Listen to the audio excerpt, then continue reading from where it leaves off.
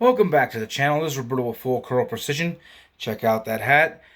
For those who haven't heard about it and they're new to following the channel, I do have a website, fullcurlprecision.com. We do 3D printed ammo boxes, 10 rounders, 20 rounders, and 100 rounders. We do shirts and hats. But what we mainly do is engineering. So when I say engineering, it's not like I'm talking about like engineering as in a license. I used to do architectural mechanical drafting, so I have an engineering background. So we're actually designing and engineering two new 27 caliber cartridges and some new rifling pattern. A new rifling pattern. We actually came up with a couple of them, and I still have to finish getting quotes on the rifling buttons. The hopes is to be able to do an average of 100 to 125 feet per second over a standard 6 with great stability. Now, the reason why we're going with these two new 27 caliber cartridges is even though there are similar cartridges out there that have been wildcatted, the one thing I've never seen them done is have them brought to market. I want to go ahead and bring it to market. Why? Because let's face it, outside of the 270 Winchester, there's really not a bunch of affordable 27 caliber cartridges. There's just not. The 270 is the most common and the most affordable. The next closest is going to be your 270 WSM, and after that is going to be your 6.8 Western. You're going to have, I know there's the 27 Nosler, I know that there's the 270 Weatherby. Oddly enough, there's more 270 Weatherbys than there are 27 Noslers. And outside of that, everything else is just a wildcat, right? So what I'm looking to have done is bring two new 27 caliber cartridges. One's a long action, one's a short action. And the idea is to bring not only performance, but affordability at the same time. And that's really the end game, is to have it be where people can afford to buy and to shoot. And these are built for the platforms of bolt actions and single shots. The short action potentially could go in an AR-10. But at the same time, most people who are going to get this are going to go into the bolt actions. Now, so that's just a quick history on us because it's been a while since I've given that background. But yeah, we try to fund ourselves by selling actual product, not just, here, give us money type thing. That's the best way. So if you like what I'm working on and you want to check out the website and support us a little bit, go and order a hat or a shirt or an ammo box. At a minimum, check it out. I even have a picture of the rifle that I'm going to be finished chambering, so it's not the same scope, but that is going to be the rifle. You can check it out in the photos.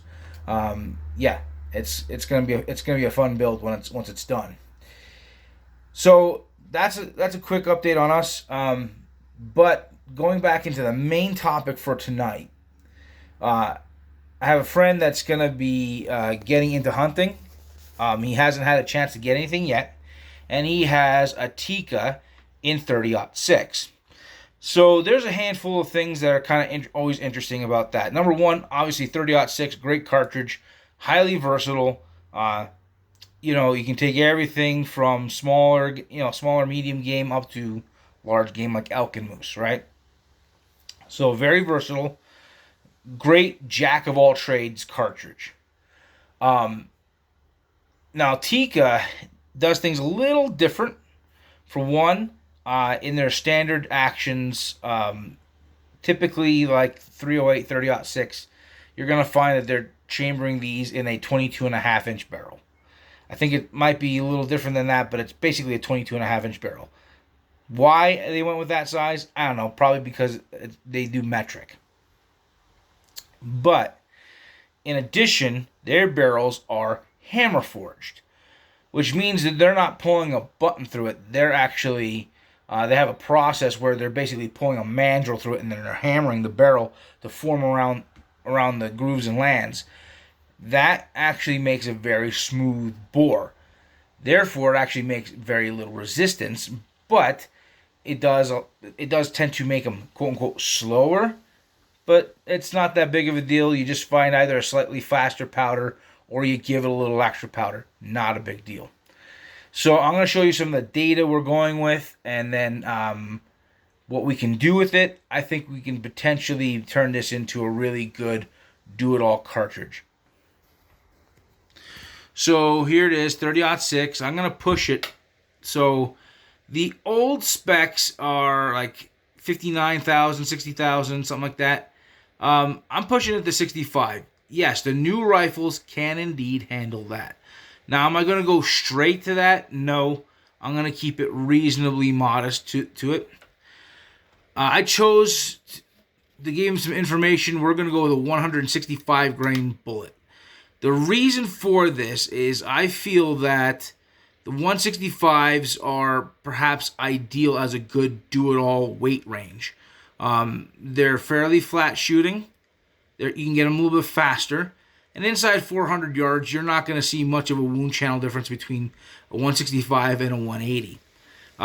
For this one, we decided to go with the Speer soft points. Moderate BC, the .444. I've always said as long as you can get in the mid fours or higher, you have a pretty good hunting bullet. As far as out here being more wide open terrain. For the powder, very common powder, Hodgdon H4350. Again, you can see him pushing it at the 61.5 grains of powder. And the reason why is because, again, we're trying to keep this as an affordable build or affordable hand loading experience. So this gives us our peaks as far as what it's doing. So that highlighted line right there, you can see that. That's basically the max there. Look at this. So it's saying we should be looking at a roughly 2960 feet per second. That's pretty solid. And about 3,200 foot-pounds. So I can't complain with that. That's actually really respectable. And again, you look at this, here's a good balance. So load ratio of 95% and burn propellant 99.1. And that's kind of an important thing is we're trying to get a really good burn out of this. Now there was one other powder I tried to pull up, and I'm actually going to pull it up right now. And that's the Vitavori N550. And see, when I change it to that, it does pull it over there a little bit, but we're going to peel that back down to 61 grains. And again, now we pulled it down.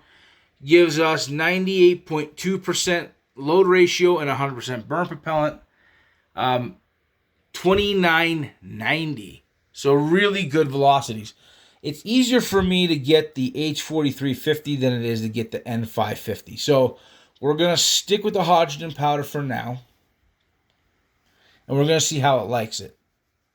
But the plan is to have an affordable, do-it-all type bullet that would do the trick on, whitetail, mule deer, and even like a cow elk.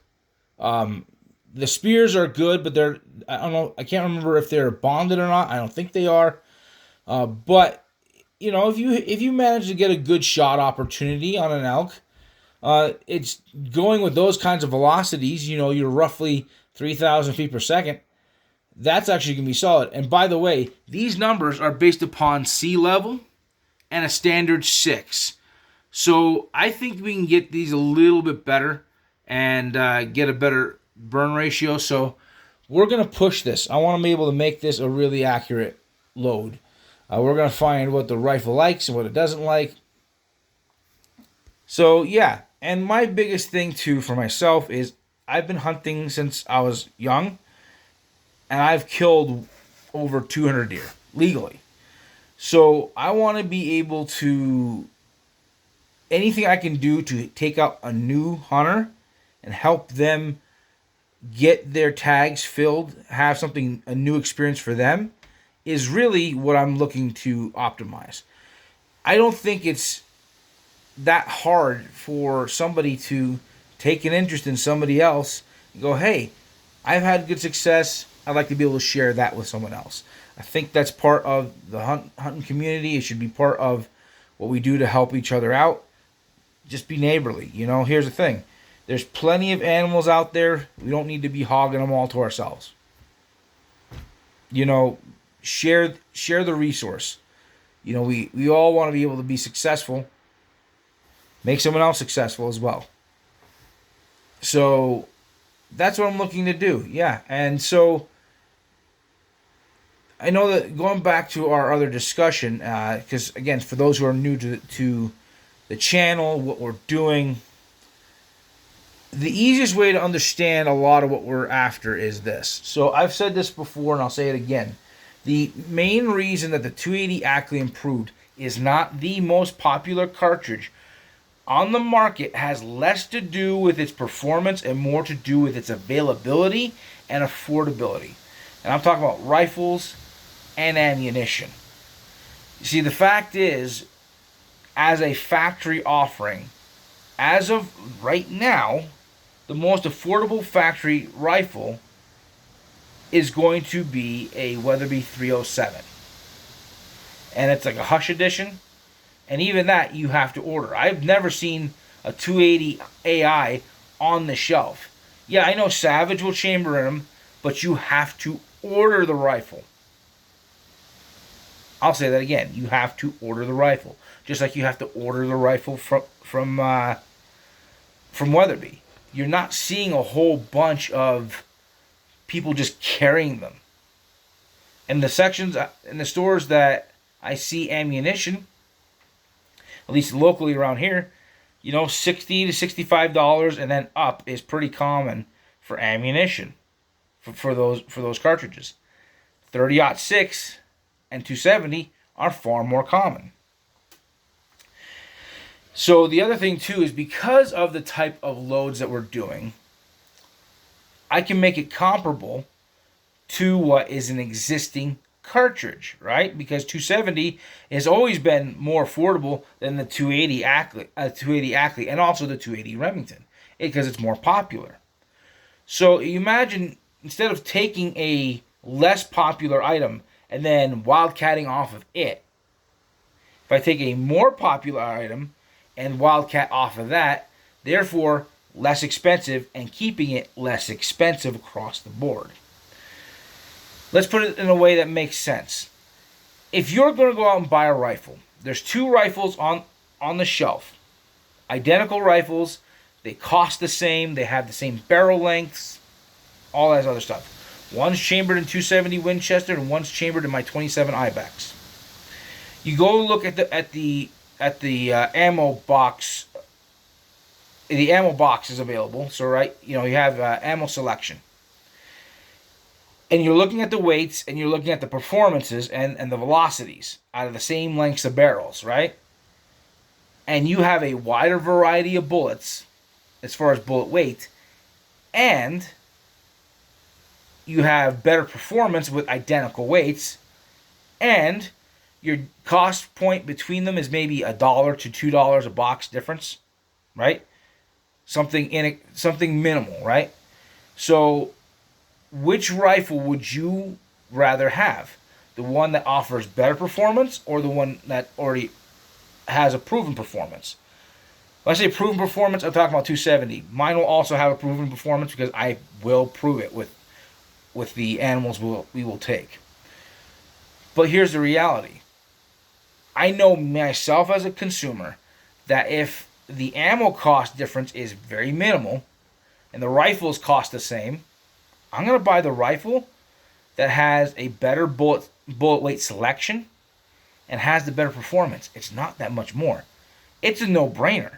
Most people would go for that. And that's the entire point.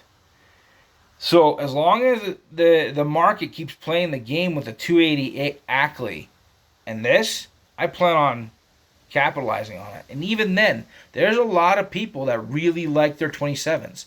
And they want to see that. A lot of people were excited when the 6.8 Western came out. But The rifle selection wasn't that great. That's slightly changing now.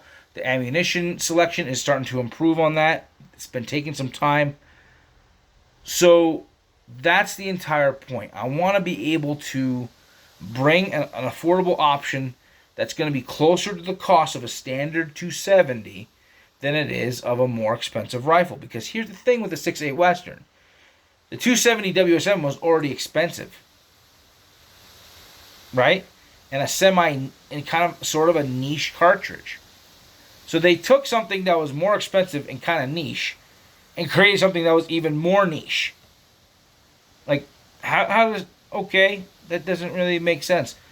So what I'm doing is taking something that's popular and usable and proven and affordable to make something that's going to also be affordable, proven, and have it be available, right? So I'm trying to keep into a certain category.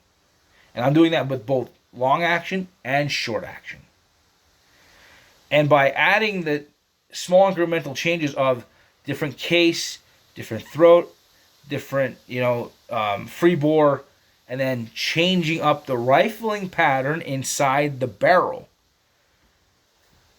is to take this, and the idea is to make it work where it's literally being more competitive with that of the 270 WSM, the 6.8 Western, 7 PRC, 7 Rem Mag, and just be more affordable than your 280 Ackley. If you can do that, people will buy it. I have no doubts about that. So, a lot of people have been asking for better 27 caliber cartridges, and you know what? I'm answering that call. So that's all I have for tonight. I appreciate all the support, and I appreciate those who follow and those who are coming and adding to the channel. I appreciate everything that you guys are doing. Have a good night, and we'll talk to you again.